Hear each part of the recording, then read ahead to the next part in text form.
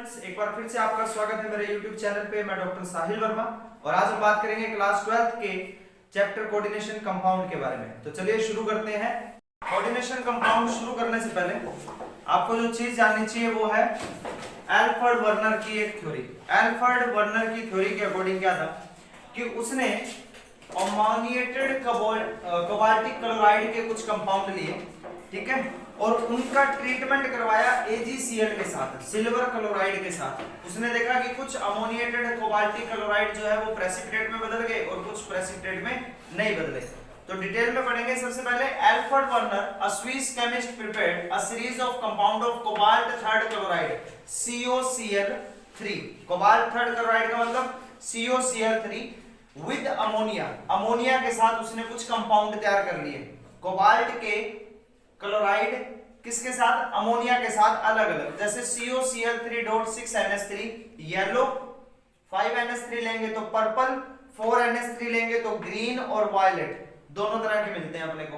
Clear? उसके बाद these compound were referred as ammoniated cobaltic chloride और इन्हें क्या बोला गया? अमोनिएटेड कोबाल्टिक क्लोराइड के नाम से जाना गया। उसके बाद it was found that some of the chloride ion could be precipitated as AgCl। ये देखा गया कि जब इनकी रिएक्शन AgNO3 के साथ करवाते हैं तो AgCl बनता है एज ए प्रेसिपिटेट। क्यों? क्योंकि जब इनकी रिएक्शन करवाएंगे आप AgNO3 के साथ तो AgCl बनेगा। AgCl जो है वो प्रेसिपिटेट के तौर पे नीचे आ जाएगा हमारे पास। क्लियर?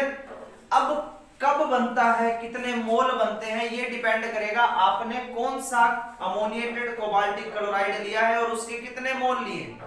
जैसे कि मैंने टेबल बना दी COCl3.6NH3, इसका 1 मोल लेंगे और उसकी रिएक्शन AgNO3 के साथ करवाएंगे तो कितने AgCl के मोल निकलेंगे? 3। क्यों? क्योंकि यहाँ पे Cl3 है। सही है। जब इसकी रिएक्शन आप किसके साथ करवाओगे? AgNO3 के साथ करवाओगे तो AgCl बाहर निकलेगा। कितने मोल? 3 मोल। और ये मोल क्या होंगे? प्रेसिपिटेट की फॉर्म में नीचे बैठ जाएंगे सॉल्यूशन में। इसी तरह जब इसकी रिएक्शन करवाई गई AgNO3 के साथ तो AgCl के 2 मोल मिले, जबकि कितने दिख रहे हैं यहाँ पे Cl? 3। तो AgCl के 3 मोल मिलने चाहिए।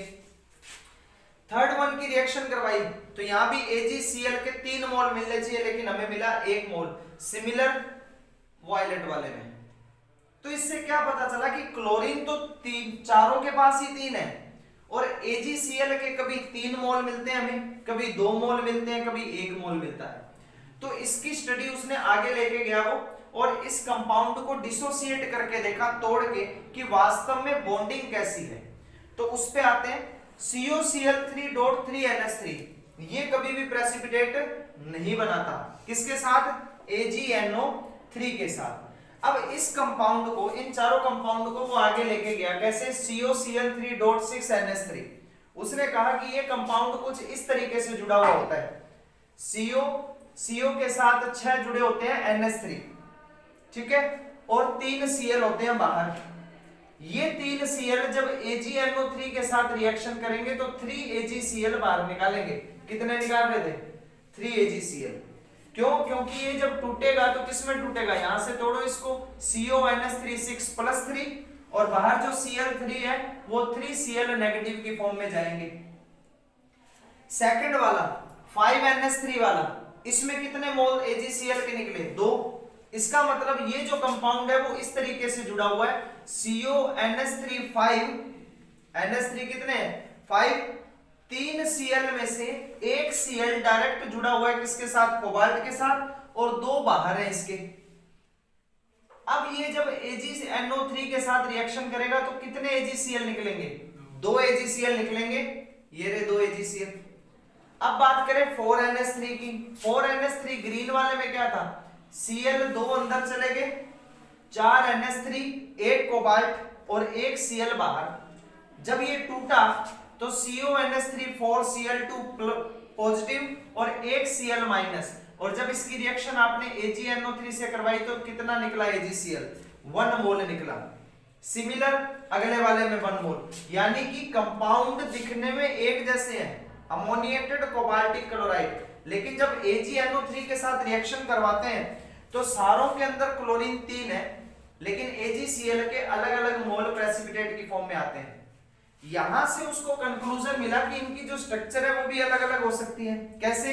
अगर फर्स्ट की बात करें COCl3.6NH3, यानी कि ये कंपाउंड CONH3 इसमें 6 अमोनिया कोबाल्ट से जुड़े हुए हैं, ये रहे 4, एक ऊपर और एक नीचे, और 3 क्लोरीन ये रहे वीकली बॉन्डेड है। वीकली बॉन्डेड का मतलब ये आसानी से टूट जाएंगे, क्योंकि ये टूटने पर क्या बनाएगा, इस तरह +3 और 3 Cl माइनस।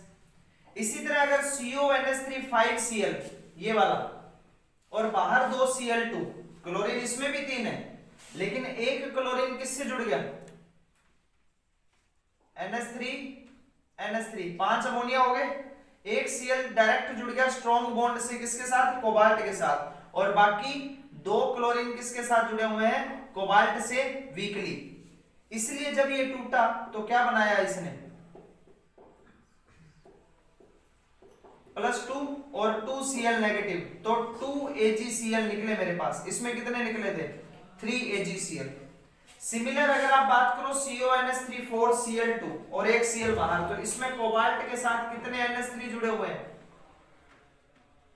4 NH3 जुड़े हुए हैं इसके साथ, और 2 Cl डायरेक्टली कोबाल्ट के साथ जुड़े हैं, और एक Cl किसके साथ जुड़ा हुआ है, कोबाल्ट के साथ, वीकली बॉन्डेड है ये।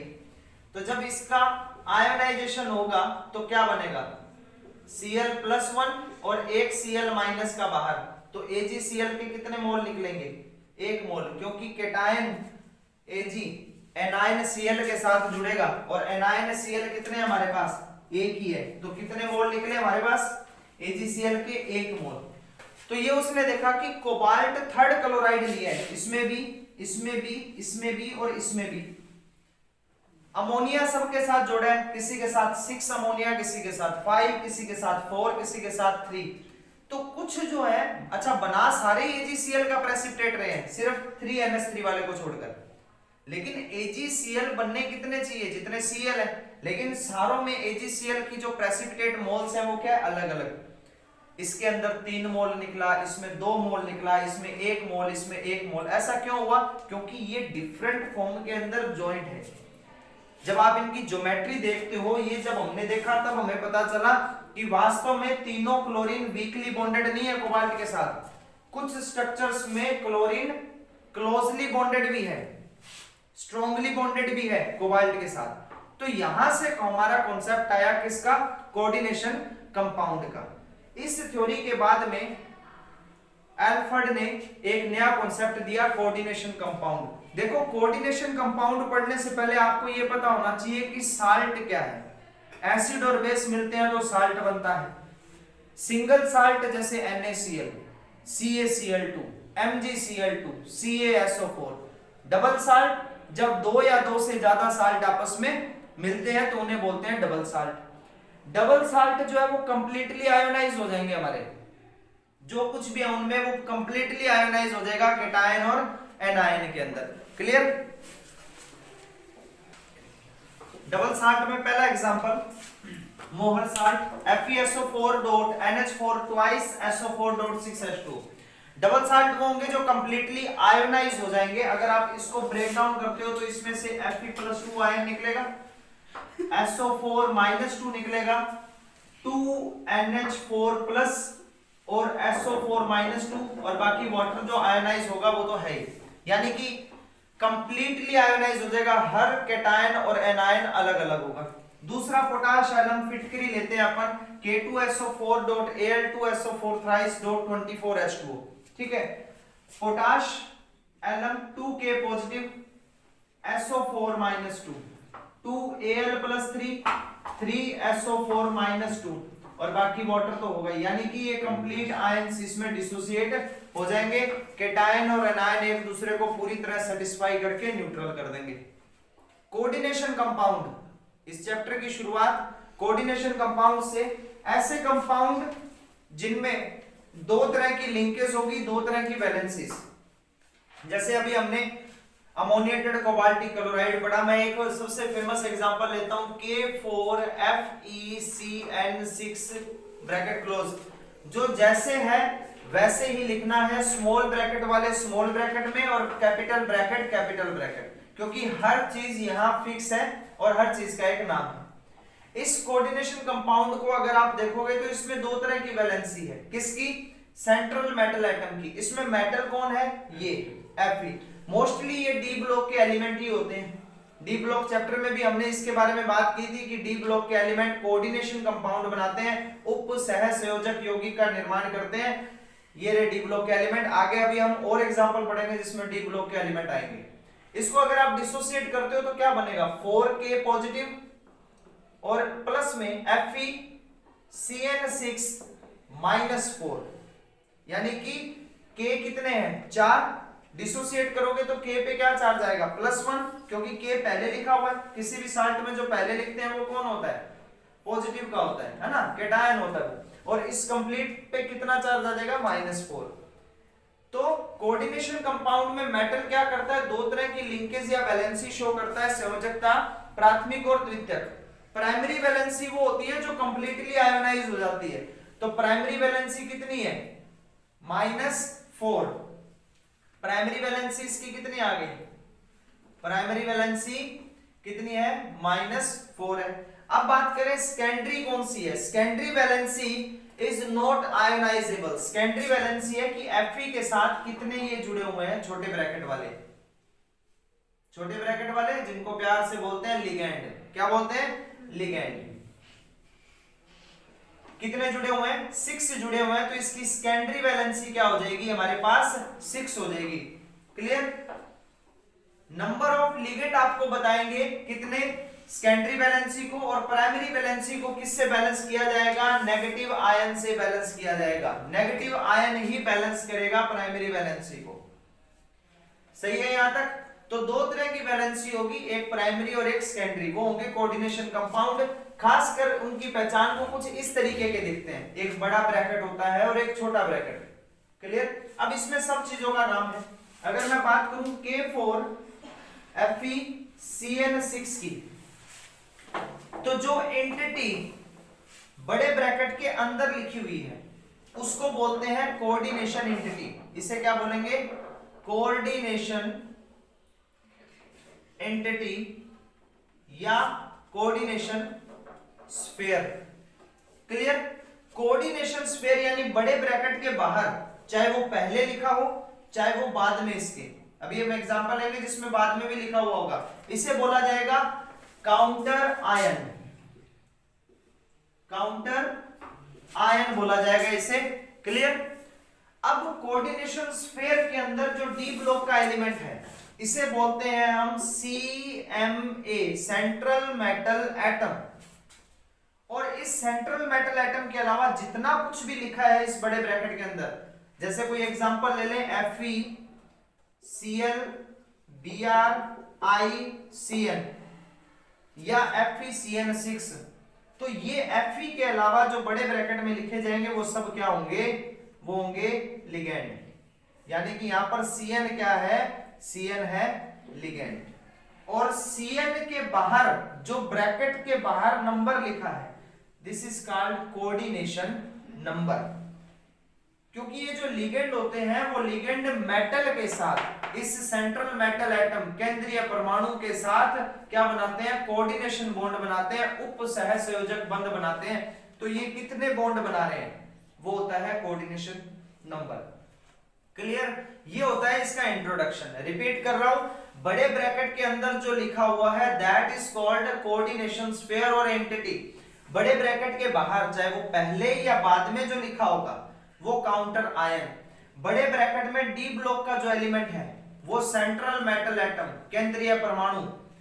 उस डी एलिमेंट के साथ में, डी ब्लॉक एलिमेंट के साथ में ब्रैकेट में या विदाउट ब्रैकेट ये जो लिखे होंगे इन्हें क्या बोला जाएगा? लिगेंड। और इनके बाहर एक डिजिट लिखी होगी और उस डिजिट को बोलेंगे कोऑर्डिनेशन नंबर। ये सारा सिस्टम जो है central metal atom, ligand, coordination number, ये तीनों चीजें इनक्लोज होगी बिग ब्रैकेट में, बड़े ब्रैकेट के अंदर आएगी।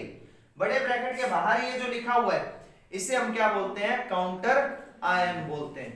क्लियर। अब टाइप ऑफ लिगेंड की बात करें अपन, तो टाइप ऑफ लिगेंड के अंदर सबसे पहले है मोनोडेंटेट। डेंटेट वर्ड यूज किया जाता है दांत के लिए। दांत मतलब कितने बॉन्ड बनाएगा या मेटल को कितनी तरफ से कट करेगा, ठीक है, खाएगा उसको, खाएगा मतलब उसके साथ बॉन्ड बनाएगा। तो जैसे कुछ एग्जांपल ले रहे हैं, Cn negative, aqua, Nc, नाइट्रोसिनियम, NH4, NH+, Cl negative, Br etcetera. ये वो है जो मेटल के साथ एक ही बॉन्ड बनाएंगे, ठीक है। अच्छा, ये कैसे बनाते हैं वो भी आगे बात करेंगे अपन। सब उसके बाद आता है बाइडेंटेट, ऐसे लिगेंड जो एक बार में दो बॉन्ड बनाते हैं। जैसे कि सबसे पहले बात करें इन। इन मतलब इथेन 1,2 डाइएमीन या इथिलीन डाइएमीन भी बोलते हैं इसे, इथिलीन डाइएमीन। क्या होता है ये, इस तरीके से CH2 CH2 NH2 और NH2। मान लीजिए किसी मेटल के साथ ये जुड़ रहा है, तो इसको, ये मेटल आ गया कौन सा, डी ब्लॉक का, तो एक नाइट्रोजन ये बॉन्ड बनाएगा और एक नाइट्रोजन ये बॉन्ड बनाएगा। अगर मान लीजिए आप ये लिखते हो Fe के साथ En ट्वाइस, तो कितने बॉन्ड बनेंगे, यहां बनेंगे हमारे पास 4 बॉन्ड, क्योंकि एक En कितने बॉन्ड बनाता है, 2 बॉन्ड बना रहा है। तो En ट्वाइस मतलब इन जो है वो 2 बार है, 2 बार है, तो क्या हो गया, एक और ले लेते हैं अपन, कितने बॉन्ड हो गए, 4। तो कोऑर्डिनेशन नंबर इस केस में कितना हो गया, कोऑर्डिनेशन नंबर कितना हो गया, 4 हो गया हमारे पास। यहाँ लिगेंड कितने हैं, 2, लेकिन दोनों लिगेंड ऐसे हैं कि जिसमें एक लिगेंड 2 बॉन्ड बना रहा है। क्लियर। तो आज के बाद ध्यान रखना, इन का मतलब इथिलीन डाइएमीन या इथेन 1,2 डाइएमीन। दूसरा इसका एग्जांपल है ऑक्स। ऑक्स मतलब ऑक्सलेटो, ऑक्सलेटो COO नेगेटिव, COO नेगेटिव, या आप इसे लिख सकते हो C2O4-2। इसमें भी दोनों ऑक्सीजन एक साथ 2 बॉन्ड बनाते हैं, दोनों ऑक्सीजन एक साथ में 2 बॉन्ड बनाएंगे, कि एक ये ऑक्सीजन बॉन्ड बना रहा है और एक ये ऑक्सीजन, ठीक है। लिखा हुआ क्या आएगा आपके पास, ये लिखा हुआ आ सकता है, जैसे Fe आ गया C2O4 ट्वाइस, तो अब इसमें कितने बॉन्ड बनेंगे Fe के साथ, 4 बनेंगे, क्योंकि C2O4 कितने बॉन्ड बनाता है, 2, तो 2 लिखे हैं ये, तो कितने हो जाएंगे, 4। अच्छा, इसकी जगह OX ट्वाइस भी लिखा हुआ आ सकता है, ठीक है, ये चीज। अगला आता है हमारे पास ट्राइडेंटेट। ट्राइडेंटेट जो कितने बॉन्ड बनाएंगे, 3 बॉन्ड एक साथ बनाएंगे मेटल के साथ। ट्राइडेंटेट में 3 बॉन्ड बनेंगे एक साथ। तो इसमें एक एग्जांपल ले लें हम, NH CH2 CH2 NH2 और CH2 CH2 NH2, इस तरीके से मेटल आ गया हमारे पास। यहां ये बॉन्ड बनाएगा नाइट्रोजन, ये बनाएगा और ये बनाएगा। अच्छा, एरो क्यों लगा रहा हूं, क्योंकि ये अपने क्या डोनेट करेंगे, लोन पेयर डोनेट करेंगे। लोन पेयर का मतलब कोऑर्डिनेशन बॉन्ड, उप सह संयोजक बंध का निर्माण करेंगे, इसलिए एरो लगा रहा हूं मैं। ये कौन सा है, ये है ट्राइडेंटेट मेरे पास में। नाम क्या होगा, डाइएथिलीन ट्राइएमीन, डाइएथिलीन ट्राइएमीन, ठीक है, नाम DETA, डेटा भी बोलते हैं इसको, ठीक है। उसके बाद है टेट्राडेंटेट। टेट्राडेंटेट में क्या होगा हमारे पास, टेट्राडेंटेट के अंदर ट्राइएथिलीन टेट्राएमीन हो जाएगा, ट्राइएथिलीन टेट्राएमीन, जैसे कि इस तरीके से NH CH2 CH2 NH CH2 CH2 NH और CH2 CH2 NH2। तो यहां से यहां से यहां से और यहां से, यहां बीच में आ गया मेटल, 4 बॉन्ड बनेंगे। क्लियर है, ये चारों तरफ से उसको घेर लेगा।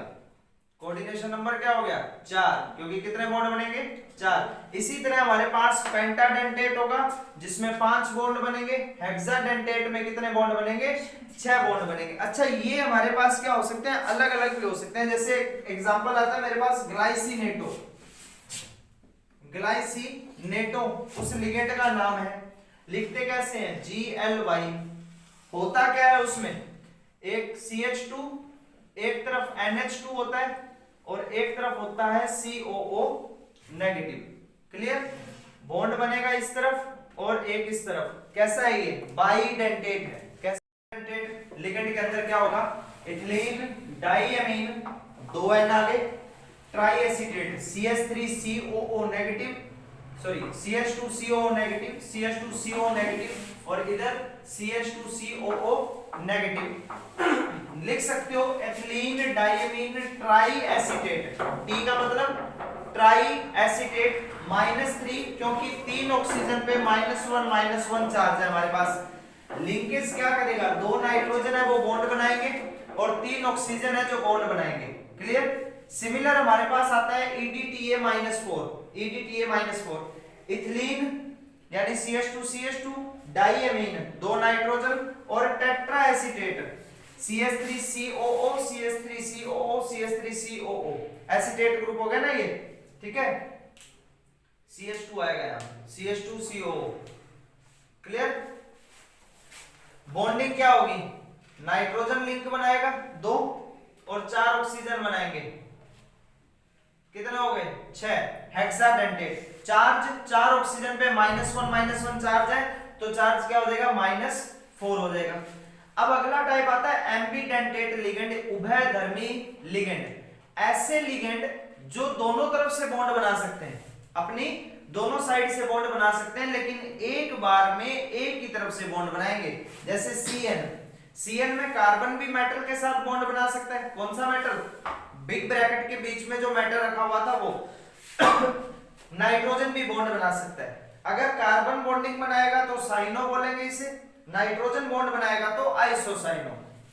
सिमिलर SCN में सल्फर बॉन्ड बना सकता है या NCS का नाइट्रोजन बॉन्ड बना सकता है।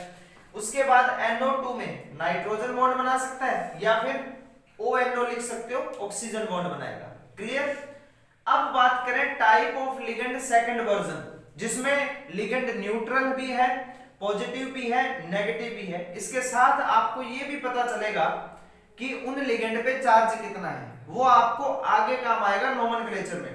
कब, जब आप ऑक्सीडेशन नंबर फाइंड करोगे तब आपको लिगेंड का चार्ज पता होना चाहिए। तो मेरे पास यहाँ कुछ लिस्ट है लिगेंड की,